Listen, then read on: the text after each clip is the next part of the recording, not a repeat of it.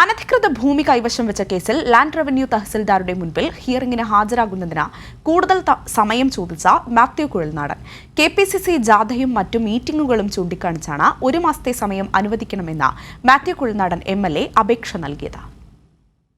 ഇടുക്കി ചിന്നക്കനാലിലെ കപ്പിത്താൻ റിസോർട്ടുമായി ബന്ധപ്പെട്ട ഭൂമി കൂടാതെ 50 സെന്റോളം സർക്കാർ ഭൂമി അനധികൃതമായി കൈവശം വച്ചതിന് കഴിഞ്ഞ 27-ാം തീയതിയാണ് റവന്യൂ വകുപ്പ് മാത്യു കുഴൽനാടനെതിരെ കേസെടുത്തത്.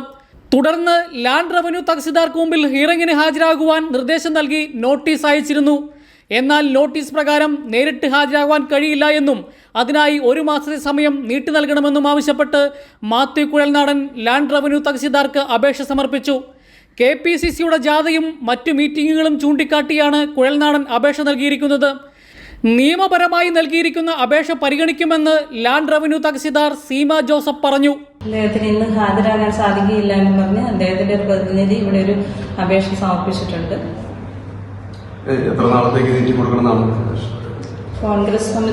കോൺഗ്രസ് പാർട്ടിയുടെ ഒരു സംസ്ഥാന ജാഥ നടക്കുന്നതിന് ആ ജാഥ തീർന്നതിന് ശേഷം അടുത്ത മാസത്തേക്ക് വിചാരണയ്ക്ക് ഹാജരാകാമെന്നാണ് അറിയിച്ചിട്ടുള്ളത്.